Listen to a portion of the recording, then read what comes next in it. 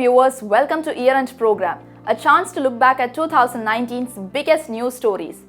Across the globe, 2019 has been a year of major protest. Demonstrations erupted over corruptions, taxes, climate and much more. The year has been a tipping point where ordinary people were fed up with measures imposed by the ruling leaders. Let's go to a monthly review of political events happened across the globe. In the month of January, US President Donald Trump announced that they would slowly pull troops from Syria after summing up the situation in the war-torn country as sand and death. US forces were there to fight against the threat of IS. Trump assured that US will keep protecting its Kurdish allies. The trade war between US and China kept on escalating in the last year, so both sides decided to sit and find a solution to ease the situation. China and the US hold their first face-to-face negotiations in January amid growing concerns about China's slowing economy and its impact on American businesses. The extended US-China talks to resolve the trade war between the world's two largest economies concluded on a positive note, with a senior American official describing the dialogue as good one for the US. The same month witnessed a humiliating defeat for embattled British Prime Minister Theresa May in her parliament over Brexit. Her divisive divorce deal with the European Union was overwhelmingly rejected by British MPs. It triggered a no-confidence motion against her government. The US and North Korea began highly anticipated talks aimed at resuming stalled efforts to end the North's nuclear weapons program by arranging a second summit between President Donald Trump and North Korean leader Kim Jong-un. India's demand for the extradition of Vijay Mallya, accused of conspiracy to defraud banks and money laundering offences, approved by the British government in February. In a major blow to the liquor baron and boosting India's efforts to bring back the fugitive businessman. Politically and diplomatically, it helped to boost the ties between both nations. US and Taliban decided to hold high-level meetings for peace in Afghan region.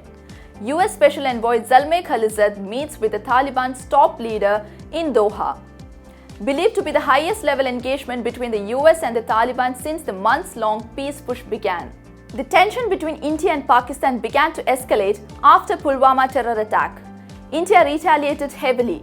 India crossed the LOC and destroyed the terrorist camps at Balakot, but Pakistan strongly rejected India's claim of targeting terrorist camps in the country. Later, Pakistan claimed that they shot down 2 Indian fighter jets and arrested 1 pilot. Pakistan said that they are ready for talks over various issues to maintain peace and stability in the region. In March, the UN Security Council has designated Hamza bin Laden, the son of slain Al-Qaeda chief Osama bin Laden, under its sanctions list. UN described the terrorist as the most probable successor of the group's current leader Ayman al-Zawahiri. Hamza bin Laden thought to be based near the Pakistan-Afghanistan border. President Donald Trump has announced plans to scrap the preferential trade treatment for India. He accused that India has failed to assure the US of equitable and reasonable access to its markets. India responded by saying that it will not have a significant impact on its exports to America. Pakistan intensified its crackdown against the banned organizations and took control of several seminaries and assets belonging to them. Organizations included Mumbai terror attack mastermind Hafiz Zaid-led Jamaat-Dawa and its wing Faleh-e-Insaniyat Foundation. This came amid reports that the resolution to declare Pak-based GEM chief Masood Azhar as a global terrorist would come up in the UN Security Council. Mass shootings at 2 mosques full of worshippers attending Friday prayers killed 49 people in New Zealand. Authorities charged 1 person, detained 3 others, and defused explosive devices in what appeared to be a carefully planned racist attack. Stepping up the international pressure to designate Jaish-e-Mohammed chief Masood Azhar as a global terrorist, the US has directly moved a draft resolution in the UN Security Council. Both UK and France supported the move. It was India's long-time demand to designate Masood Azhar as a global terrorist. Once again, the British lawmakers rejected the Brexit deal proposed by embattled Prime Minister Theresa May. It was for the 3rd time the deal got rejected. NASA came heavily against the Indian anti-satellite weapon test. India shot down one of its own satellites into about 400 pieces of orbital debris. NASA warned that the risk of debris colliding with the International Space Station has risen by 44%. The US has approved the sale of 24 multi-role MH-60R Seahawk maritime helicopters to India at an estimated cost of USD 2.6 billion. It will help boosting the Indian Navy's anti-surface and anti-submarine warfare operations as China expands its presence in the Indian Ocean. On April 10, British Prime Minister Theresa May described the Jallianwala Bagh massacre in Amritsar as a shameful scar on British Indian history. But she stopped short of a formal apology sought by a cross-section of Parliament in previous debates. A UK court found Julian Assange guilty on the charge of breaching his bail conditions. The WikiLeaks co-founder was arrested by Scotland Yard officers from his Ecuador embassy hideout in London as the South American country withdrew the asylum granted to him. A colossal fire swept through the famed Notre Dame Cathedral in central Paris. It caused a spire to collapse and threatened to destroy the entire masterpiece and its precious artworks. 2019 Easter Day turned as a black day for Sri Lanka. A string of 8 powerful blasts, including suicide attacks, struck churches and luxury hotels frequented by foreigners in Colombo, including 3 Indians, 215 people killed in the terrorist attack. It shattered a decade of peace in the island nation since the end of the brutal civil war with the LTTE.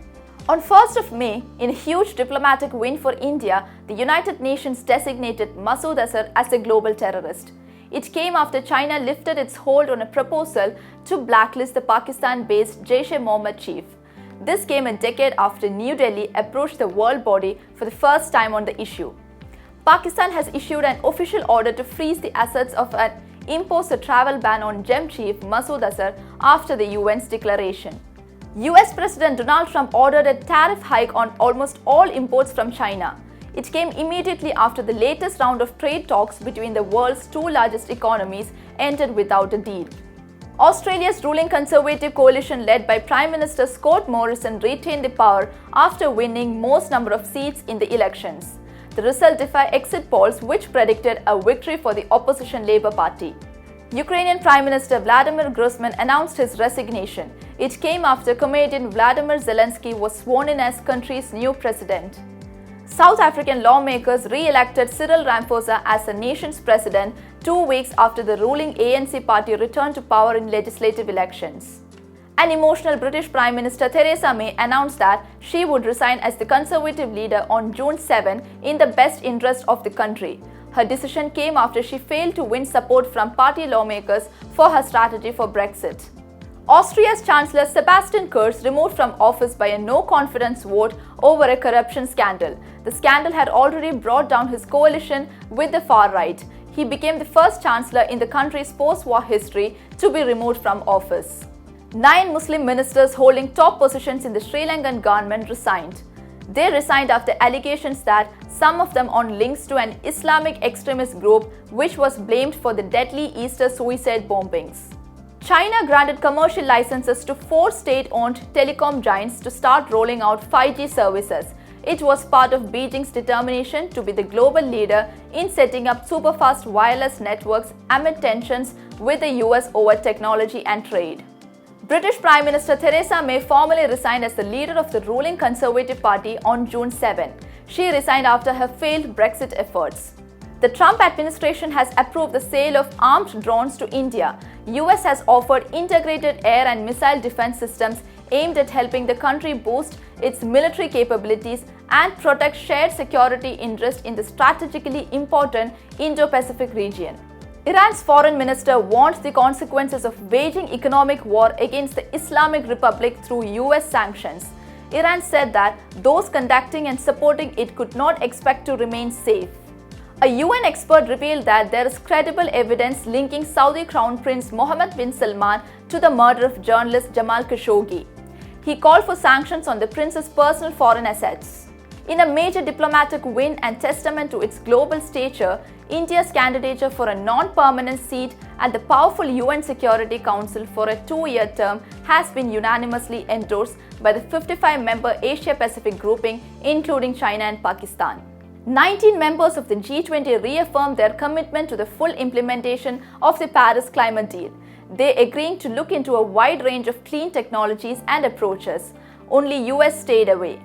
Donald Trump stepped onto North Korean soil in a historic day on June 30. He met Pyongyang's leader Kim Jong-un in a moment of high diplomatic drama on the world's last Cold War frontier. Britain's Conservative Party members started to vote on July 5 to elect a new leader after Theresa May stepped down. Boris Johnson and Jeremy Hunt continue to make their pitches for the top job after Theresa May resigned. Mumbai terror attack mastermind and Judd chief Hafiz Zaid was arrested on terror financing charges by the Counter-Terrorism Department of Punjab province. It came just days ahead of Pakistan Prime Minister Imran Khan's maiden visit to the US. Prime Minister Shinzo Abe's ruling coalition secured a majority in Japan's upper house of parliament in elections. Exit polls indicated Abe could even close in on the supermajority needed to propose constitutional revisions. Boris Johnson officially became Britain's new Prime Minister on July 5. He promised to leave the European Union on October 31, no ifs, no buts, under a new deal with a 28-member economic bloc. President Donald Trump announced that the US will impose an additional 10% tariff on USD 300 billion in Chinese imports. He accused China of not being serious in arriving at the trade deal and failing to keep its promise to buy more American agricultural products. Prime Minister Narendra Modi inaugurated the Mangdechu hydroelectric power plant in Bhutan. It's one of the major projects under Bhutan's initiative to generate 10,000 megawatts hydropower by 2020. The project completed with the Indian government support. G7 leaders meeting in France backed Hong Kong's autonomy as laid out in a 1984 agreement between Britain and China and called for calm in the protest-hit city. A livid China cried foul and expressed strong dissatisfaction with the joint statement issued by the G7 leaders. Pakistan has successfully test-fired nuclear-capable surface-to-surface ballistic missile Ghaznavi with a range of up to 290 kilometers. The Pak Army's move came amid fresh Indo-Pak tensions after India revoked Jammu and Kashmir's special status. The Hong Kong protest over controversial extradition bill turned violent. Chaos engulfed the heart of Hong Kong as police fired tear gas and water cannon at protesters who set large fires and threw petrol bombs. On September 1st, Pakistan agreed to grant consular access to Kulbhushan Jadhav, who is on death row in the country. The decision came on in line with the International Court Justice judgment. International Monetary Fund came heavily on India's economy.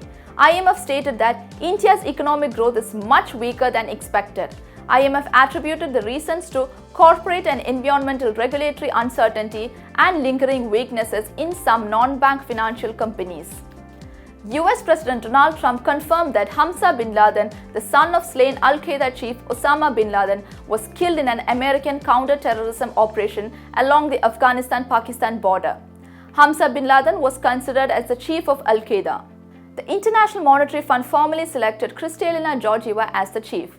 The Bulgarian economist became the second woman ever to lead the 189-member institution. Afghans voted in presidential elections amid tight security. Taliban insurgents determined to disrupt the process unleashed a string of attacks on polling centers across the country that killed at least 5 people. Due to wide protests by the opposition, it took 3 months to finish the counting process to re-elect Ashraf Ghani as president. The same month witnessed another global tragedy. The world's most biodiverse rainforest, Amazon, was burning at a rate not seen in almost a decade. Led by men, the fires raged through villages and destroyed the ecosystem. This led to a rise in concern over environmental protection.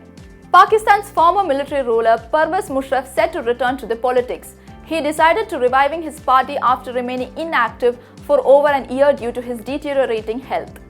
British Prime Minister Boris Johnson dealt a fresh blow when the Speaker of Parliament denied him a second shot at getting his Brexit deal passed just 10 days before the deadline. India and Pakistan signed a historic agreement on the Kartarpur corridor that will allow Indian pilgrims to undertake visa-free visit to the shrine of the Sikh religious founder Guru Nanak Dev in Pakistan. Over 2,000 Sikh pilgrims from India arrived at Gurudwara Nankana Sahib in Pakistan's Punjab province to mark the 550th birth anniversary of Sikhism founder Guru Nanak Dev ahead of the opening of the landmark Kartarpur corridor. Finally, US killed their biggest enemy of the decade. IS chief Abu Bakr al-Baghdadi dead in a secret US military operation. President Donald Trump announced it by saying the elusive leader of the ruthless Islamic State and the world's #1 terrorist, died like a dog and like a coward. Later, the Islamic State jihadist group confirmed the death of its leader, Abu Bakr al-Baghdadi, in a statement and named his replacement as Abu Ibrahim al-Hashimi al-Qureshi. After years of negotiations, India on 4th November pulled out of the China-backed mega regional comprehensive economic partnership over unresolved core concerns, with Prime Minister Narendra Modi saying the proposed deal would have adverse impact on the lives and livelihoods of all Indians. Pakistan cabinet allowed former Prime Minister Nawaz Sharif to go abroad for medical treatment with conditions. Cabinet wanted him to sign surety bonds, making a commitment that he would return after the treatment and face corruption cases against him. Controlled by opposition Democratic Party, on November 12th, the House of Representatives launched the first public hearing of Donald Trump's impeachment investigation. Two career diplomats testified before a key committee over allegations that the US president used his office to pressure Ukraine officials for personal political gain. Israel's Attorney General indicted Benjamin Netanyahu on a range of corruption charges on November 21st, potentially spelling an end to the Prime Minister's decades-long political career. Democrats on December 10 charged Donald Trump with 2 articles of impeachment, abuse of power, and obstruction of Congress. Trump became only the 3rd president in American history to face the ignominy. Election-weary British voters gave Prime Minister Boris Johnson a powerful new mandate in the historic general elections. His Conservative Party won a commanding majority in Parliament to allow him to finalize UK's Brexit deal. The longest UN climate talks ended with no deal on carbon markets. The delegates from almost 200 countries failed to come up with more ambitious targets to cut greenhouse gases to fulfill the terms of the 2015 Paris Agreement. UN Chief Antonio Guterres lamented a lost opportunity to fight global warming. Pakistan's former dictator General Pervez Musharraf was sentenced to death by a Pak province court. Musharraf was punished in the high treason case for subverting the constitution in 2007. Finally, after long debate and verbal fight, Donald Trump was impeached by the House of Representatives on December 19, charging him with abuse of power and obstructing Congress, making him the 3rd president to face the ignominy of a bruising Senate trial months before he stands for re-election. After 4 long decades, Cuba got a prime minister. President Miguel Diaz-Canel named Tourism Minister Manuel Moreno Cruz as prime minister. The dawn to Christmas was not a happy one for the world. The IS terrorists once again raised threat by killing 11 hostages in Nigeria. The terrorist group claimed it is part of their revenge for killing Baghdadi. Israel Prime Minister Benjamin Netanyahu re-elected as Likud party leader. He secured 72.5 votes against his rival Gideon. 2019 was a year that witnessed many unexpected events and political turmoils. Ahead of the Lok Sabha elections, the state of Uttar Pradesh witnessed an unexpected alliance between the 2 most political rivals that the Samajwadi Party and the Bahujan Samajwadi Party decided to join hands. Left out of the SP-BSP pre-poll tie-up in Uttar Pradesh, the Congress announced that it would go alone on all the 80 Lok Sabha seats in the state in the upcoming general election. In April, BSP Supremo Mayawati shared the stage with Samajwadi Party patriarch Mulayam Singh Yadav and sought votes for him, marking the end of their 24-year rivalry. Later in the month, ending years of favoured speculation, Gandhi family scion Priyanka Gandhi Vadra formally entered politics with her brother and the then Congress President Rahul Gandhi, appointing her as General Secretary for Uttar Pradesh East. Ending speculation, the government appointed former Madhya Pradesh Police Chief Rishi Kumar Shukla as the Director of Central Bureau of Investigation, weeks after the controversial removal of Alok Kumar Verma from the post. One of the most deadliest terror attacks in Jammu and Kashmir's Pulwama happened in 2019, where at least 40 CRPF personnel were killed and 5 were injured. As per official reports, a Jaish suicide bomber rammed a vehicle carrying 100 kg explosives into the bus in which the CRPF officers were travelling. India was quick enough to hit back. In a pinpointed and swift airstrike that lasted less than 2 minutes, India pounded Jaish-e-Mohammed's biggest training camp in Pakistan, early killing up to 350 terrorists and trainers who were moved there for their protection after the Pulwama attack. Soon after the airstrike, Indian Air Force pilot Abhinandan Varthaman downed AF-16 fighter jet of Pakistan Air Force by firing an R-73 air-to-air missile before his MiG-21 Bison was hit during a fierce dogfight.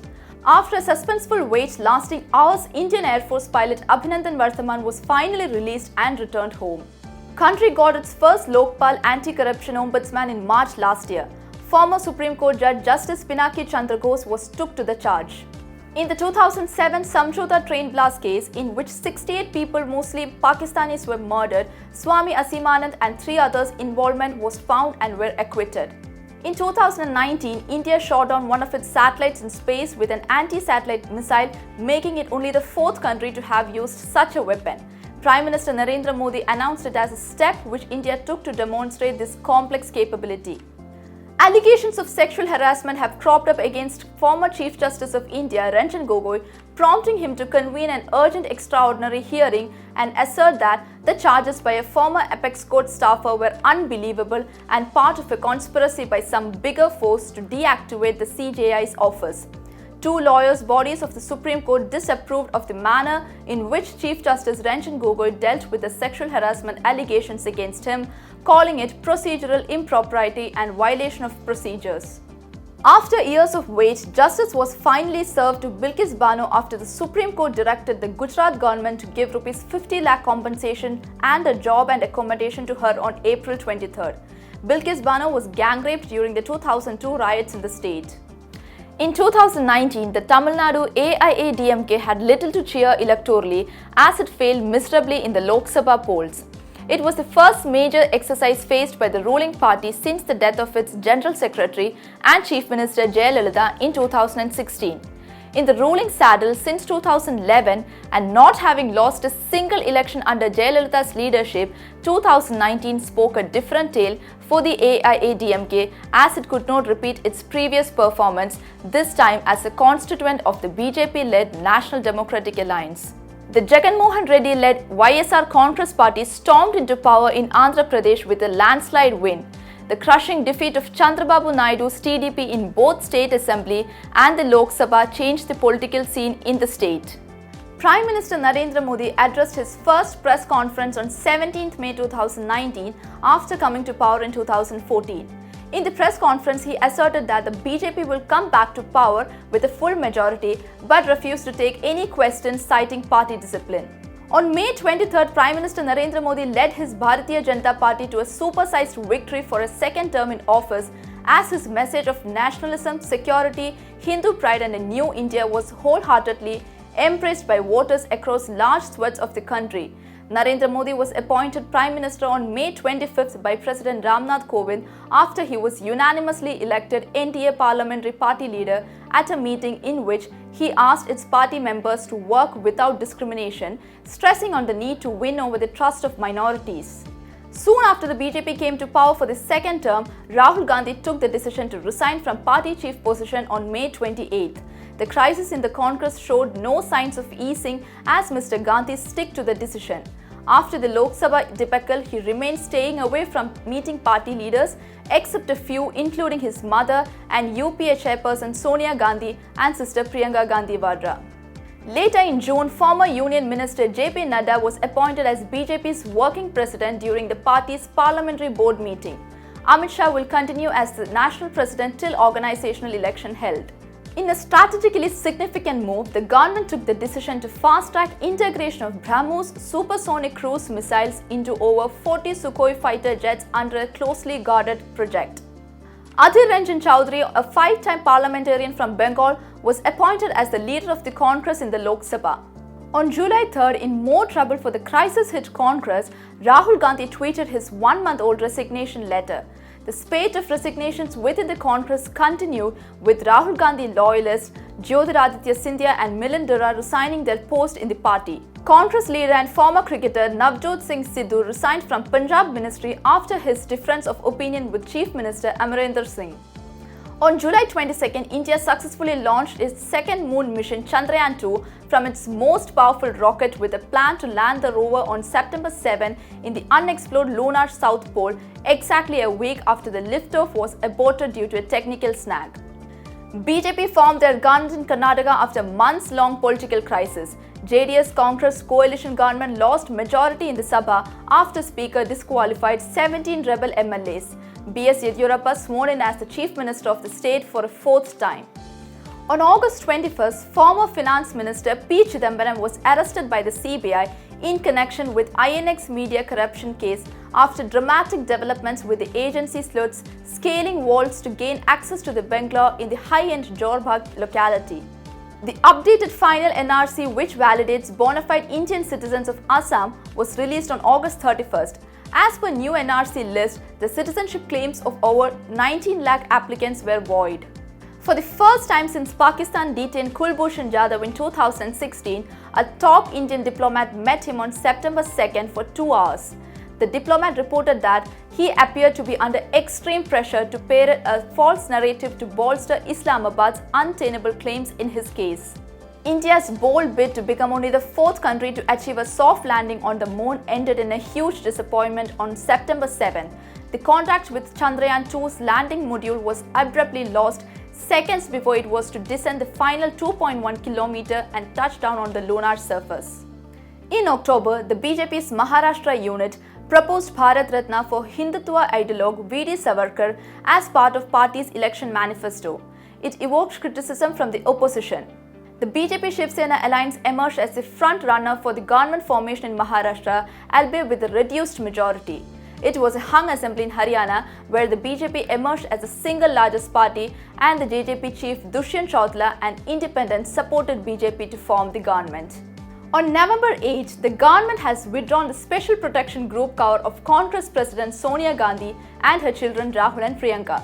They will now be given Z+ security by the CRPF. Opposition, especially Congress, opposed the move by calling it political. Settling a fractious issue that goes back more than a century, the Supreme Court in a historic verdict on November 9 backed the construction of a Ram temple at the disputed site in Ayodhya. Ruled that an alternative 5-acre plot must be found for a mosque in the Hindu holy town. Advised centre government to form a trust to implement its order. President's rule was imposed in Maharashtra on November 12 after Governor in a report to the centre stated that formation of a stable government was impossible.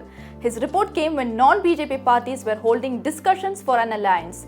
After a few days, BJP's Fidnavis with the support of NCP's Ajit Pawar formed government after midnight political dramas. He had to resign from CM post ahead of the floor test shortly after rebel NCP leader Ajit Pawar did a U-turn and quit as his deputy. Justice Sharad Arvind Bobde took charge as the 47th Chief Justice of India. Justice Bobde 63 succeeded CJI Ranjan Gogoi. Controversial BJP MP Pragya Thakur, accused in the 2008 Malgaon blast case, has been appointed to a parliamentary committee on defence. It triggered a political row as the Congress attacked the government for nominating a person charged with spreading terror to a panel tasked with defence-related issues. Later, she was expelled after her Godse remark inside the Lok Sabha. As per latest NCRB data, the number of crimes against women are alarmingly increasing in the nation. In December, nation witnessed wide range of protests of Hyderabad and Unnao rape and murder cases. Many cases of rape and brutal murder were reported in December. In last week of November, a veterinary doctor was ablated after brutal gang rape in Hyderabad. Later, all 4 accused in the case were shot dead by police in an encounter, as the killings were largely greeted with praise but also sparked concerns over extrajudicial executions. The rape survivor from Unnao, who was battling for life with 90% burns, succumbed to death on December 6th. The tragic death of the victim led to nationwide outrage, with protests erupting in several parts of the nation. Meanwhile, the former BJP MLA Kuldeep Singh Sengar, who was accused in Unnao rape case, was sentenced by Delhi High Court. He was punished for lifetime imprisonment for raping a 17-year-old girl. The nation witnessed wide range of uproar over Citizenship Amendment Act in December. Almost 24 people killed and many injured in the protest. The protesters vandalized many public and private properties. BJP accused Congress for the violence, while opposition accused the ruling party for divisive politics. Political parties and leaders conducted mass rallies for and against the act. JMM-led Grand Alliance emerged victorious in Jharkhand State Assembly election. JMM chief and former CM Hemant Soren sworn in as the new chief minister. The swearing-in ceremony became another platform for opposition's unity against BJP. Last year, Indian Parliament passed several important bills. Some of them became controversial and raised concern from the opposition. Let's take a look on that. The passage of the Citizenship Amendment Bill by both houses of Parliament, followed by the President's assent, led to widespread protests across the country. The bill, now an act, proposes to grant Indian citizenship to Hindu, Buddhist, Jain, Sikh and Christian minorities who came to India from Bangladesh, Pakistan and Afghanistan before 2015.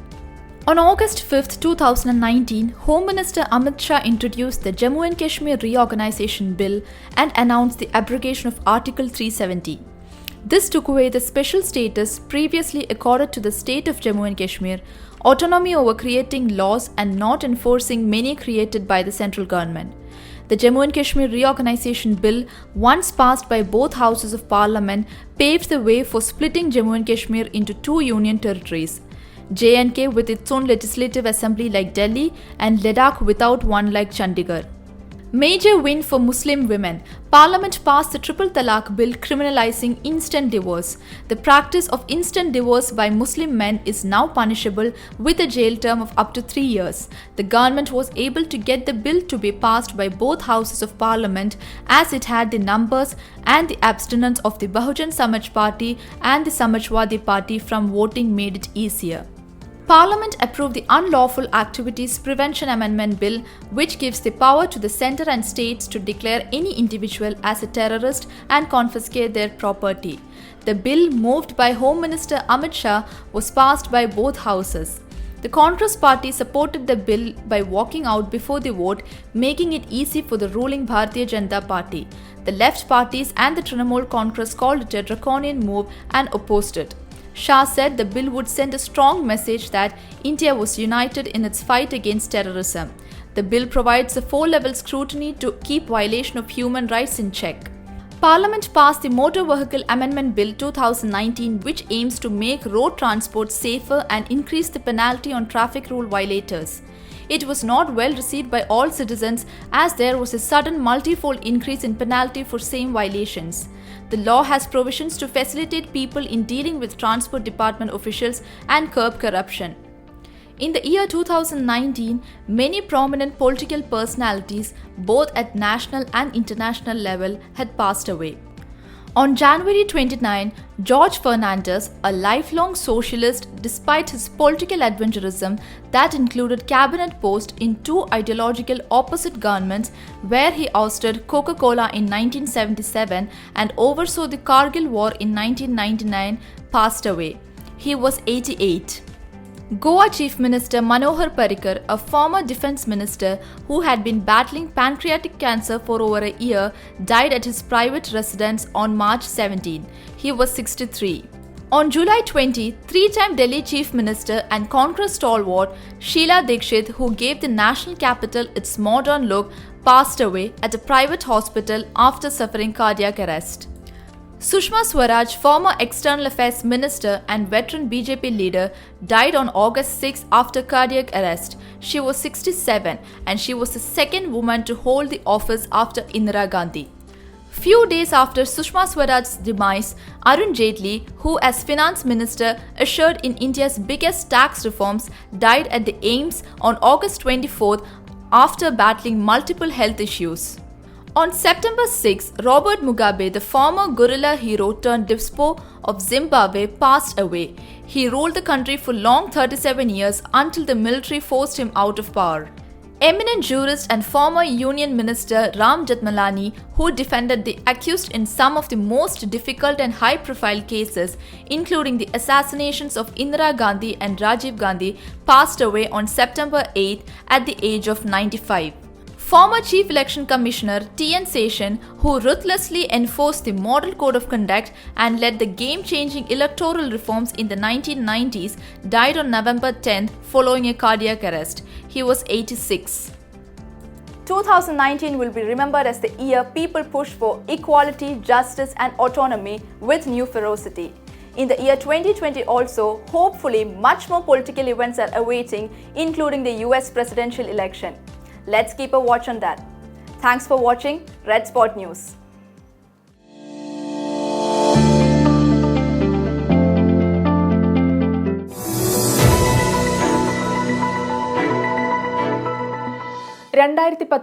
രാഷ്ട്രീയമായും സാമൂഹികമായും കേരളത്തിൽ ഏറെ ചർച്ച ചെയ്യപ്പെട്ട നിരവധി വാർത്താ സംഭവങ്ങൾ അരങ്ങേറിയ വർഷമാണ്. 6 ഉപതെരഞ്ഞെടുപ്പ്, ലോക്സഭാ തെരഞ്ഞെടുപ്പ്, വിശ്വാസത്തെ ചൊല്ലിയുള്ള പ്രതിഷേധങ്ങൾ, മാവോയിസ്റ്റ് വേട്ട. പോയ വർഷത്തിലെ ഓരോ ദിനവും വാർത്തകളിൽ നിറഞ്ഞു നിന്നു. പ്രധാനപ്പെട്ട രാഷ്ട്രീയ സാമൂഹിക സംഭവങ്ങളുടെ നാൾവഴികൾ പരിശോധിക്കാം. 2019 വർഷം തുടങ്ങുന്നത് തന്നെ 2018 ശബരിമല സ്ത്രീ പ്രവേശന വിധിയുടെ ചുവടുപിടിച്ച് നടന്ന വനിതാ മതിലോട് കൂടിയായിരുന്നു. നവോത്ഥാന മൂല്യ സംരക്ഷണത്തിനും സ്ത്രീ പുരുഷ സമത്വം ഉറപ്പുവരുത്തുന്നതിനുമായാണ് കേരള സർക്കാരിന്റെ പിന്തുണയോടെ നവോത്ഥാന മതിൽ സംഘടിപ്പിച്ചത്. കാസർഗോഡ് മുതൽ തിരുവനന്തപുരം വരെ 620 കിലോമീറ്റർ സ്ത്രീകൾ ഒന്നായി കൈകോർത്തുപിടിച്ച് വനിതാ മതിൽ തീർത്തു. തൊട്ടടുത്ത ദിവസം, അതായത് 2019 ജനുവരി 2-ന് 2 വനിതകൾ ശബരിമലയിൽ ദർശനം നടത്തി. 18ാം പടി കയറാതെ VIP വഴിയിലൂടെ ക്ഷേത്രത്തിൽ പ്രവേശിച്ച് അയ്യപ്പ ദർശനം നടത്തുകയായിരുന്നു ഇരുവരും. ഇതോടെ ശബരിമല വിധിയെ തുടർന്നുള്ള പ്രതിഷേധങ്ങൾ കനത്തു. BJPയുടെയും ശബരിമല കർമ്മസമിതിയുടെയും നേതൃത്വത്തിൽ കേരളത്തിൽ ഹർത്താലുകളും പ്രതിഷേധങ്ങളും അക്രമങ്ങളും അരങ്ങേറി. സംസ്ഥാന സർക്കാരിനെ ഏറെ പ്രതിസന്ധിയിലാക്കിയ ശബരിമല യുവതീ പ്രവേശന വിധിയും അതിനെതിരെ ഉയർന്നുവന്ന പ്രതിഷേധങ്ങളും അന്താരാഷ്ട്ര ശ്രദ്ധ പോലും പിടിച്ചുപറ്റി. കേരളത്തിൽ ഏറെ രാഷ്ട്രീയ വിവാദത്തിന് വഴിതെളിച്ച സംഭവമായിരുന്നു പെരിയ ഇരട്ടക്കൊല. ഫെബ്രുവരി 17-ന് കാസർഗോഡ് ജില്ലയിലെ പെരിയയിൽ യൂത്ത് കോൺഗ്രസ് പ്രവർത്തകരായ ശരത് ലാൽ, കൃപേഷ് എന്നിവരെ CPIM പ്രവർത്തകരായ 3-അംഗ സംഘം വെട്ടിക്കൊലപ്പെടുത്തുകയായിരുന്നു. ഈ സംഭവത്തിന്റെ പശ്ചാത്തലത്തിൽ CPIMനെതിരെയും രാഷ്ട്രീയ കൊലപാതകങ്ങൾക്കെതിരെയും പ്രതിപക്ഷം കടുത്ത വിമർശനമാണ് ഉന്നയിച്ചത്. ലോക്സഭാ തെരഞ്ഞെടുപ്പ് സമയത്തെ രാഷ്ട്രീയ കൊലപാതകം തെല്ലൊന്നുമല്ല CPIMനെ പ്രതിരോധത്തിലാക്കിയത്. കേരള രാഷ്ട്രീയത്തിലെ ചാണക്യൻ എന്ന പേര് ഒരുപക്ഷെ ഏറ്റവും നന്നായി ചേരുന്നത് കേരള കോൺഗ്രസ് ചെയർമാനായിരുന്ന KM മാണിക്കായിരിക്കും. കേരളത്തിന്റെ രാഷ്ട്രീയ ചരിത്രത്തിന്റെ ഗതിവിഗതികൾ നിയന്ത്രിച്ചതിൽ KM മാണിക്ക് വലിയ പങ്കുണ്ട്. 2019 ഏപ്രിൽ 9-നായിരുന്നു അദ്ദേഹത്തിന്റെ അന്ത്യം. മാണിയുടെ വിയോഗം പാലായുടെ നഷ്ടം എന്നതിനേക്കാൾ പാർട്ടിക്കകത്ത് സൃഷ്ടിച്ച പ്രതിസന്ധി ചില്ലറയല്ല. ആര് പാർട്ടിയുടെ തലവനാകും എന്നതിനെ ചൊല്ലി മകൻ ജോസ് കെ മാണിയും PJ ജോസഫും തമ്മിൽ പരസ്യമായി പോരിനിറങ്ങി. ഫലം, പാർട്ടി 2 തട്ടിലായി, കേസായി, പാലായിൽ ആദ്യമായി തോൽവിയും രുചിച്ചു. ഈ പശ്ചാത്തലത്തിലാണ് ലോക്സഭാ തെരഞ്ഞെടുപ്പും വന്നെത്തിയത്. 17ാം ലോക്സഭാ തെരഞ്ഞെടുപ്പിൽ കേരളത്തിലെ 20 മണ്ഡലങ്ങളിലേക്കുള്ള വോട്ടെടുപ്പ് ഏപ്രിൽ 23-നാണ് നടന്നത്. കോൺഗ്രസ് അധ്യക്ഷനും പ്രതിപക്ഷത്തിന്റെ പ്രധാനമന്ത്രി സ്ഥാനാർത്ഥിയുമായ രാഹുൽ ഗാന്ധി അമേഠിക്ക് പുറമെ വയനാട്ടിലും മത്സരിച്ചു. സംസ്ഥാനം ഭരിക്കുന്ന ഇടതുപക്ഷത്തിന് കനത്ത തിരിച്ചടിയാണ് ലോക്സഭാ തെരഞ്ഞെടുപ്പിലൂടെ ജനം നൽകിയത്. 20-ൽ 19 ഇടതുപക്ഷം തകർന്നടിഞ്ഞു. ആലപ്പുഴയിലെ ആരിഫിൽ മാത്രമൊതുങ്ങി CPIMന്റെ വിജയം. മുൻ UDF സർക്കാരിനെ വെട്ടിലാക്കിയ സംഭവമായിരുന്നു പാലാരിവട്ടം പാലം അഴിമതി. ഗതാഗതം ആരംഭിച്ച് 3 വർഷം തികയും മുമ്പ് തന്നെ അടച്ചിട്ട് അറ്റകുറ്റപ്പണി നടത്തേണ്ടി വന്ന ദേശീയപാതയിലെ പാലാരിവട്ടം മേൽപ്പാലത്തിന്റെ നിർമ്മാണത്തിൽ വൻ ക്രമക്കേട് നടന്നിട്ടുണ്ടെന്നായിരുന്നു കണ്ടെത്തൽ. നിർമ്മാണ മേൽനോട്ടം വഹിച്ചത് കേരള റോഡ്സ് ആൻഡ് ബ്രിഡ്ജസ് കോർപ്പറേഷനായിരുന്നു. RDS പ്രൊജക്ടിനായിരുന്നു നിർമ്മാണ ചുമതല. 42 കോടി രൂപ ചെലവിൽ നിർമ്മിച്ച പാലം 2016-ലാണ് പൊതുജനങ്ങൾക്കായി തുറന്നുകൊടുത്തത്. 2017-ൽ മേൽപ്പാലത്തിലെ തകരാറിനെക്കുറിച്ച് പാലാരിവട്ടം സ്വദേശി KV ഗിരിജനാണ് പൊതുമരാമത്ത് മന്ത്രിയുടെ ശ്രദ്ധയിൽപ്പെടുത്തിയത്. 2019 മെയ്യിലാണ് പാലത്തിലൂടെയുള്ള ഗതാഗതം നിരോധിച്ചത്. ജൂൺ മാസത്തോടെ മൂവാറ്റുപുഴ വിജിലൻസ് കോടതിയിൽ FIR സമർപ്പിച്ചു. കേസിൽ പൊതുമരാമത്ത് മുൻ സെക്രട്ടറി TO സൂരജ് അറസ്റ്റിലായി. പാലാരിവട്ടം പാലവുമായി ബന്ധപ്പെട്ട എല്ലാ ഉത്തരവുകളും അന്നത്തെ പൊതുമരാമത്ത് വകുപ്പ് മന്ത്രി VK ഇബ്രാഹിം കുഞ്ഞിന്റെ അറിവോടെയാണെന്ന് കേസിലെ പ്രതിയായ TO സൂരജ് വെളിപ്പെടുത്തിയത് വലിയ ചർച്ചകൾക്കും അന്വേഷണങ്ങൾക്കും വഴിവെച്ചു. ഇബ്രാഹിം കുഞ്ഞിനെ പ്രോസിക്യൂട്ട് ചെയ്യാൻ അനുമതി നൽകണമെന്ന വിജിലൻസിന്റെ അപേക്ഷയിൽ സർക്കാർ ഇതുവരെ തീരുമാനമെടുത്തിരുന്നില്ല. ഇക്കാര്യത്തിൽ സർക്കാരിനെ ഹൈക്കോടതിയും പലതവണ വിമർശിച്ചിരുന്നു. 2019 മെയ് 8-നാണ് കൊച്ചി മരടിലെ തീരദേശ പരിപാലന നിയമം ലംഘിച്ച് നിർമ്മിച്ച 5 ഫ്ളാറ്റുകൾ പൊളിച്ചു നീക്കണമെന്ന് സുപ്രീം കോടതി ഉത്തരവിട്ടത്.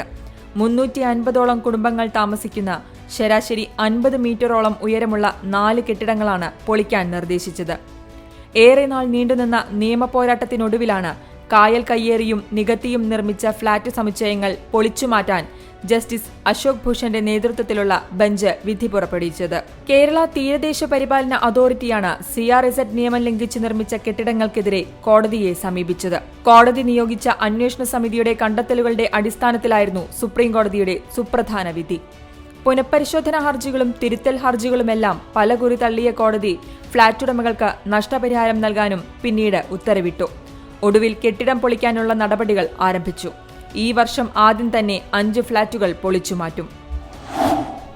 ജൂൺ 21-നാണ് ഇടുക്കി തൂക്കുപാലത്ത് സ്വകാര്യ സ്ഥാപനത്തിന്റെ മറവിൽ സാമ്പത്തിക തട്ടിപ്പ് നടത്തിയ കേസിലെ 1-ാം പ്രതി രാജ്കുമാർ പീരുമേട് സബ് ജയിലിൽ റിമാൻഡിൽ കഴിയവെ പോലീസ് മർദ്ദനമേറ്റു മരിച്ചത്.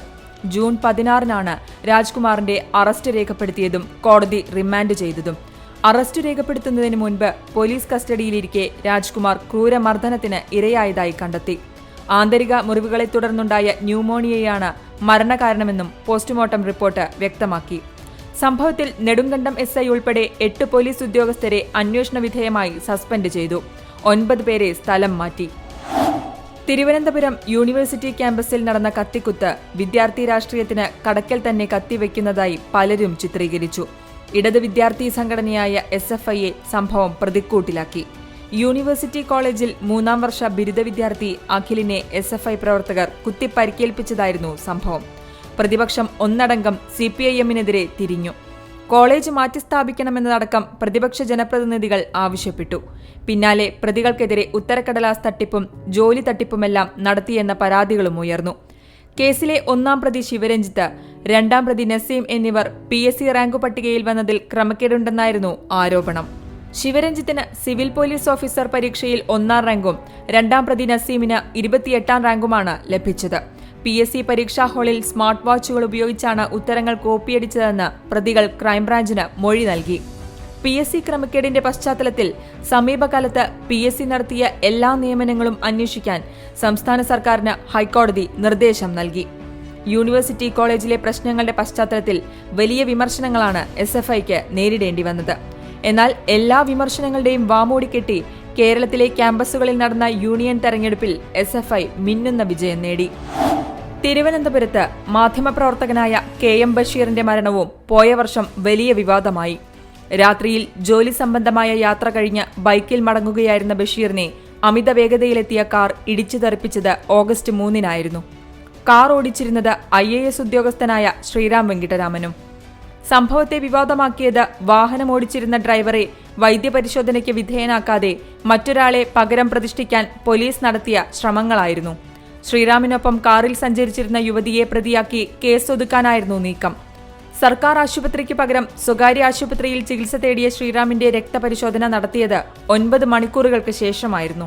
പ്രതിഷേധമുയർന്നതോടെ ശ്രീറാമിനെ അന്വേഷണ വിധേയമായി സർക്കാർ സസ്പെൻഡ് ചെയ്തു. കേസിൽ ഇപ്പോഴും കുറ്റപത്രം സമർപ്പിച്ചിട്ടില്ല. 2018-ലെ മഹാപ്രളയത്തിന്റെ ദുരിതക്കയത്തിൽ നിന്ന് കേരളം കരകയറും മുമ്പ് മറ്റൊരു പ്രളയത്തിനു കൂടി കേരളം ഇരയായി. ആർത്തലച്ചു പെയ്ത ഓഗസ്റ്റിലെ മഴയിൽ നിലമ്പൂരിലെ കവളപ്പാറയും വയനാട് മേപ്പാടിയിലെ പുത്തുമലയും കേരളത്തിന്റെ നൊമ്പരങ്ങളായി. മഴയ്ക്കൊപ്പം മലയിടിഞ്ഞപ്പോൾ പൊലിഞ്ഞത് 60-ലേറെ ജീവനുകൾ. നിരവധി പേർ നിരാലംബരായി. ഗാഡ്ഗിൽ കമ്മിറ്റി അപകട സാധ്യത പ്രവചിച്ച അതേയിടങ്ങളിൽ തന്നെയാണ് ഉരുൾപൊട്ടലുണ്ടായത്. പ്രകൃതിയോട് മനുഷ്യൻ കാണിക്കുന്ന ക്രൂരതയ്ക്ക് പ്രകൃതിയുടെ ശിക്ഷയായി സംഭവത്തെ പലരും വിലയിരുത്തി. കേരളത്തിന്റെ അഭിമാനത്തിന് തന്നെ ക്ഷതമേറ്റ സംഭവമായിരുന്നു കെവിൻ വധക്കേസ്. സംസ്ഥാനത്തിന്റെ ചരിത്രത്തിലെ തന്നെ ആദ്യത്തെ ദുരഭിമാനക്കൊല. പ്രണയത്തിൽ ജാതിക്ക് എന്ത് സ്ഥാനം എന്ന് ചിന്തിക്കുന്ന കേരളത്തിൽ ജാതിയുടെ പേരിൽ ജീവൻ നഷ്ടപ്പെട്ട ആദ്യ കാമുകനായി കെവിൻ എന്ന ചെറുപ്പക്കാരൻ. വിചാരണയ്ക്കൊടുവിൽ കേസിലെ 10 പ്രതികൾക്കും കോടതി ഇരട്ട ജീവപര്യന്തം തടവു ശിക്ഷയും 40,000 രൂപ വീതം പിഴയും വിധിച്ചത് ഒക്ടോബർ 22-നായിരുന്നു. കെവിനൊപ്പം തട്ടിക്കൊണ്ടുപോയ മുഖ്യസാക്ഷി അനീഷിന് 1 ലക്ഷം രൂപ നൽകാനും കെവിന്റെ കുടുംബത്തിനും ഭാര്യ നീനുവിനും 1.5 ലക്ഷം രൂപ വീതം നൽകാനും വിധിച്ചു. പ്രതികളുടെ പ്രായവും മുൻപ് മറ്റു കേസുകളിൽ ഉൾപ്പെടാത്തതും പരിഗണിച്ചാണ് വധശിക്ഷ ഒഴിവാക്കിയത്. Governor P. സദാശിവം കാലാവധി പൂർത്തിയാക്കിയതോടെ കേരളത്തിന് പുതിയ ഗവർണറായി ആരിഫ് മുഹമ്മദ് ഖാൻ എത്തി. സെപ്റ്റംബർ 6-ന് സ്ഥാനമേറ്റ ആരിഫ് മുഹമ്മദ് ഖാൻ മുൻപ് കോൺഗ്രസിന്റെയും BJPയുടെയുമൊക്കെ MP ആയിരുന്നു. മുൻ ഗവർണർമാരിൽ നിന്ന് തീർത്തും വ്യത്യസ്തനായിരുന്നു ആരിഫ് മുഹമ്മദ് ഖാൻ. മാധ്യമങ്ങൾക്ക് രാഷ്ട്രീയ വിഷയങ്ങളിലടക്കം അഭിമുഖം നൽകി കീഴ്വഴക്കങ്ങൾ തെറ്റിച്ച ഗവർണർ പലപ്പോഴും രാഷ്ട്രീയ വിവാദങ്ങളിലും പെട്ടു. KM മാണിയുടെ മരണത്തോടെ ഒഴിവുവന്ന പാലാ നിയോജക മണ്ഡലത്തിലേക്കുള്ള തെരഞ്ഞെടുപ്പ് അക്ഷരാർത്ഥത്തിൽ കേരള കോൺഗ്രസ് മാണി വിഭാഗത്തിന്റെ ശവക്കുഴി തോണ്ടുന്നതായി. അധികാരത്തെ ചൊല്ലി ആരംഭിച്ച തർക്കം ചിഹ്നം നിഷേധിക്കുന്നതിലേക്കും തമ്മിൽ തല്ലിലേക്കും നയിച്ചു. ജോസഫും ജോസ് കെ മാണിയും പരസ്പരം പാലം വലിക്കുന്നത് ഒഴിവാക്കാൻ UDF ശ്രമങ്ങൾ നടത്തി. പുറമേക്ക് എല്ലാം ഭദ്രമെന്ന് തോന്നിച്ചെങ്കിലും അടിത്തട്ടിലെ ഒഴുക്ക് എതിർദിശയിലായിരുന്നു. ഫലം 54 വർഷം പാലായെ കുത്തകയാക്കി വെച്ച കേരള കോൺഗ്രസിന് ചരിത്രത്തിലാദ്യമായി മണ്ഡലം നഷ്ടമായി. മാണി സി കാപ്പൻ പാലയുടെ പുതിയ മാണിയായി. ശമ്പള വർധനവ് ഉൾപ്പെടെയുള്ള ആവശ്യങ്ങൾ നടപ്പാക്കണമെന്നാവശ്യപ്പെട്ട് CITUവിന്റെ നേതൃത്വത്തിലുള്ള തൊഴിലാളി യൂണിയൻ മുത്തൂറ്റ് മാനേജ്മെന്റിനെതിരെ നടത്തിയ സമരമാണ് 2019 കേരളം കണ്ട മറ്റൊരു പ്രധാന സംഭവം. ഓഗസ്റ്റ് 20 ആരംഭിച്ച സമരം 52 ദിവസമാണ് നീണ്ടുനിന്നത്. സമരത്തെ തുടർന്ന് മുത്തൂറ്റിന്റെ കേരളത്തിലെ 623 ശാഖകളിൽ 358 എണ്ണം അടച്ചിട്ടു. ഇതേ തുടർന്ന് കേരളത്തിലെ പ്രവർത്തനം അവസാനിപ്പിക്കുമെന്ന് മുത്തൂറ്റ് മുന്നറിയിപ്പ് നൽകി. ശമ്പള പരിഷ്കരണം നടപ്പാക്കുക, പിരിച്ചുവിട്ട 8 തൊഴിലാളികളെ തിരിച്ചെടുക്കുക, താൽക്കാലികമായി 500 രൂപ ശമ്പളം വർദ്ധിപ്പിക്കുക എന്നീ വ്യവസ്ഥകളുടെ അടിസ്ഥാനത്തിൽ ഒക്ടോബർ 10 സമരം അവസാനിപ്പിച്ചു. പിണറായി മന്ത്രിസഭയിൽ ഏറ്റവും കൂടുതൽ ആരോപണങ്ങൾ നേരിട്ട മന്ത്രിയായിരുന്നു ഉന്നത വിദ്യാഭ്യാസ മന്ത്രി KT ജലീൽ. മാർക്ക്ദാന വിവാദമായിരുന്നു 2019 KT ജലീൽ നേരിട്ട പ്രധാന ആരോപണം. തോറ്റ വിദ്യാർത്ഥികൾക്ക് മാർക്ക് കൂട്ടി നൽകി ജയിപ്പിക്കാൻ മന്ത്രി ഇടപെട്ടു എന്നാണ് ഉയർന്ന ആരോപണം. അദാലത്തിന്റെ മറവിലാണ് മാർക്ക്ദാനം നടന്നതെന്നും MG സർവകലാശാലയിലെ പരീക്ഷാ അദാലത്തിൽ മന്ത്രിയും മന്ത്രിയുടെ പ്രൈവറ്റ് സെക്രട്ടറിയും ഇടപെടൽ നടത്തിയെന്നും പ്രതിപക്ഷം ആരോപിച്ചു. സാങ്കേതിക സർവകലാശാലയിൽ BTech വിദ്യാർത്ഥിക്ക് അവസാന സെമസ്റ്ററിലെ ഒരു പേപ്പറിന് 5 മാർക്ക് സ്പെഷ്യൽ മോഡറേഷൻ നൽകാനായിരുന്നു വിവാദ തീരുമാനം. സർവകലാശാലയിൽ നടത്തിയ അദാലത്തിൽ മന്ത്രി KT ജലീൽ ഇടപെട്ട് മാർക്ക് ദാനം ചെയ്തെന്നായിരുന്നു പ്രതിപക്ഷത്തിന്റെ ആരോപണം. സസ്പെൻഷൻ പിൻവലിച്ച് DGP ജേക്കബ് തോമസിനെ സർവീസിൽ തിരിച്ചെടുത്തത് ഒക്ടോബറിലായിരുന്നു. ഷൊർണൂർ മെറ്റൽ ഇൻഡസ്ട്രീസ് ലിമിറ്റഡ് ചെയർമാനും മാനേജിംഗ് ഡയറക്ടറുമായിട്ടായിരുന്നു അദ്ദേഹത്തെ നിയമിച്ചത്. 40 ജീവനക്കാർ മാത്രമുള്ള ഈ സ്ഥാപനത്തിന്റെ തലപ്പത്ത് ഒരു IPSകാരനെ നിയമിക്കുന്നത് ഇതാദ്യമായാണ്. അതും സംസ്ഥാനത്തെ ഏറ്റവും മുതിർന്ന DGP റാങ്കിലുള്ള ഉദ്യോഗസ്ഥനെ. 5 മണ്ഡലങ്ങളിലെ ഉപതെരഞ്ഞെടുപ്പ് നടന്നതും ഒക്ടോബറിലായിരുന്നു. 5-ൽ 3 UDF വിജയിച്ചപ്പോൾ 2 ഇടതുമുന്നണിക്കായിരുന്നു ജയം. UDF മണ്ഡലങ്ങളായിരുന്ന വട്ടിയൂർക്കാവും കോന്നിയും ഇടതുപക്ഷത്തിനൊപ്പം നിന്നു. മഞ്ചേശ്വരവും എറണാകുളവും UDF നിലനിർത്തി. ഇടതുകോട്ടയായിരുന്ന അരൂരിലും UDFനായിരുന്നു ജയം. വാർത്തകളിൽ നിറഞ്ഞ പല കേസുകളിലും കോടതി വിധികളും പരാമർശങ്ങളും 2009 കണ്ടു. അക്കൂട്ടത്തിൽ ഏറ്റവും പ്രധാനപ്പെട്ട വിധിയായിരുന്നു വാളയാർ കേസിലേത്. വാളയാറിൽ സഹോദരിമാരായ പെൺകുട്ടികൾ പീഡനത്തെ തുടർന്ന് ആത്മഹത്യ ചെയ്ത സംഭവത്തിലെ 3 പ്രതികളെ പാലക്കാട് പോക്സോ കോടതി വെറുതെ വിട്ടത് കേരളം കേട്ടത് വേദനയോടെയായിരുന്നു. V. മധു, ഷിബു, M. മധു എന്നിവരെയാണ് കോടതി വിട്ടയച്ചത്. പ്രതികൾക്കുമേൽ ചുമത്തപ്പെട്ട കുറ്റം പ്രോസിക്യൂഷന് തെളിയിക്കാൻ കഴിഞ്ഞില്ലെന്ന് ചൂണ്ടിക്കാട്ടിയായിരുന്നു കോടതി വിധി. പ്രതികളെ വെറുതെ വിട്ട നടപടിക്കെതിരെ പെൺകുട്ടികളുടെ അമ്മ ഹൈക്കോടതിയിൽ അപ്പീൽ നൽകി. മക്കൾക്ക് നീതി ലഭിക്കും വരെ നിയമപോരാട്ടം തുടരാനുള്ള തീരുമാനത്തിലാണ് 2 പെൺകുട്ടികളെ നഷ്ടപ്പെട്ട മാതാപിതാക്കൾ. വാളയാറിലെ കുട്ടികൾക്ക് നീതി ആവശ്യപ്പെട്ട് കേരളം ഒന്നടങ്കം തെരുവിൽ പ്രതിഷേധവുമായി അണിനിരന്നു. കേരളം വീണ്ടും മാവോയിസ്റ്റ് വേട്ടയ്ക്ക് സാക്ഷ്യം വഹിച്ച വർഷം കൂടിയാണ് കടന്നുപോയത്. ഒക്ടോബറിൽ പാലക്കാട് മഞ്ചക്കണ്ടിയിൽ ഉൾവനത്തിൽ വെച്ച് സുരക്ഷാസേനയും മാവോയിസ്റ്റുകളും തമ്മിൽ നടന്ന വെടിവെപ്പിൽ ഒരു സ്ത്രീ ഉൾപ്പെടെ 3 മാവോയിസ്റ്റുകളാണ് കൊല്ലപ്പെട്ടത്. വിവാദം പുകഞ്ഞു. വ്യാജ ഏറ്റുമുട്ടലാണെന്ന് ഭരണകക്ഷിയിലുള്ള CPI അടക്കമുള്ള രാഷ്ട്രീയ മനുഷ്യാവകാശ സംഘടനകളും പ്രദേശവാസികളും തറപ്പിച്ചു പറഞ്ഞു. എന്നാൽ മുഖ്യമന്ത്രി പിണറായി വിജയൻ പോലീസ് നടപടിയെ ന്യായീകരിച്ചു. ഇതിനു പിന്നാലെ നവംബർ 2 മാവോയിസ്റ്റ് ലഘുലേഖ വിതരണം ചെയ്തെന്നും ലഘുലേഖകൾ കണ്ടെടുത്തെന്നും ആരോപിച്ച് കോഴിക്കോട് പന്തീരങ്കാവ് സ്വദേശികളായ അലൻ ഷുഹൈബ്, താഹ ഫസൽ എന്നീ യുവാക്കളെ പോലീസ് അറസ്റ്റ് ചെയ്തത്. CPIM ബ്രാഞ്ച് കമ്മിറ്റി അംഗങ്ങളായ ഇരുവർക്കുമെതിരെ UAPA ചുമത്തിയത് വിവാദമായി. മഞ്ചക്കണ്ടിയിൽ മാവോയിസ്റ്റുകളെ വെടിവെച്ചുകൊന്ന പോലീസ് നടപടിയിൽ പ്രതിഷേധിച്ചുകൊണ്ടുള്ള ലഘുലേഖയാണ് ഇവരിൽ നിന്ന് പിടിച്ചെടുത്തതെന്നാണ് പോലീസ് പറഞ്ഞത്. ഇവിടെയും പോലീസ് നടപടിയെ ന്യായീകരിച്ച് മുഖ്യമന്ത്രി രംഗത്തെത്തി. നവംബർ 13-നാണ് ശബരിമല യുവതീ പ്രവേശനവുമായി ബന്ധപ്പെട്ട പുനഃപരിശോധനാ ഹർജികളിൽ തീരുമാനമാകാതെ ആചാരങ്ങളുമായി ബന്ധപ്പെട്ട കാര്യങ്ങൾ പരിശോധിക്കാൻ സുപ്രീംകോടതി 7-അംഗ ബെഞ്ചിന് വിട്ടത്. വിധിയിൽ അവ്യക്തതയുള്ളതിനാൽ ഇത്തവണ യുവതീ പ്രവേശനം അനുവദിക്കേണ്ടതില്ലെന്നായിരുന്നു സർക്കാർ നിലപാട്. 56 പുനഃപരിശോധനാ ഹർജികളടക്കം 60 ഹർജികളാണ് 5-അംഗ ഭരണഘടനാ ബെഞ്ച് പരിഗണിച്ചത്. വിശാല ബെഞ്ചിന് വിടുന്നതിനെ 2 ജഡ്ജിമാർ എതിർത്തു. കേരളം ഏറെ വേദനയോടെയും ഞെട്ടലോടെയും കേട്ട വാർത്തയായിരുന്നു ഷഹല ഷെറിൻ എന്ന 5-ാം ക്ലാസ്സുകാരി ക്ലാസ് മുറിയിൽ പാമ്പുകടിയേറ്റു മരിച്ചത്. പാമ്പുകടിച്ചതാണെന്ന് ഷഹലയും സഹപാഠികളും കരഞ്ഞു പറഞ്ഞിട്ടും അധ്യാപകനായ CV ഷജിൽ ആശുപത്രിയിൽ കൊണ്ടുപോകാൻ തയ്യാറായില്ലെന്നായിരുന്നു കുട്ടികൾ ആരോപിച്ചത്. ഷഹലയുടെ പിതാവെത്തി ആദ്യം സമീപത്തെ പ്രാഥമികാരോഗ്യ കേന്ദ്രത്തിലും തുടർന്ന് താലൂക്ക് ആശുപത്രിയിലും എത്തിച്ചു. എന്നാൽ ചികിത്സാ സൗകര്യക്കുറവ് കാട്ടി കോഴിക്കോട് മെഡിക്കൽ കോളേജിലേക്ക് കൊണ്ടുപോകാൻ ഡോക്ടർമാർ നിർദ്ദേശിക്കുകയായിരുന്നു. മെഡിക്കൽ കോളേജിലെത്തും മുമ്പ് കുഞ്ഞ് മരണത്തിന് കീഴടങ്ങി. ഷഹലയുടെ വിയോഗം താങ്ങാനാകാതെ അവളുടെ സഹപാഠികൾ തങ്ങളുടെ കൂട്ടുകാരിക്ക് വേണ്ടി ശബ്ദമുയർത്തിയപ്പോൾ കേരളം ഒറ്റക്കെട്ടായി അവർക്കൊപ്പം നിന്നു. സർക്കാർ സ്കൂളുകളിലെ സുരക്ഷിതത്വത്തെ വരെ ചോദ്യം ചെയ്ത ഷഹലയുടെ മരണത്തിൽ സുൽത്താൻ ബത്തേരി സർവജന സ്കൂളിലെ അധ്യാപകർ പ്രതികളായി. തീരാവേദനയായി ഷഹല എന്ന കുഞ്ഞുപൂവിന്റെ ചിരി മാറുമ്പോൾ മനസ്സിൽ വിഷം തീണ്ടിയ ഒരു ലോകം ചുറ്റുമുണ്ടെന്ന ഓർമ്മപ്പെടുത്തൽ കൂടിയാകുന്നു അത്.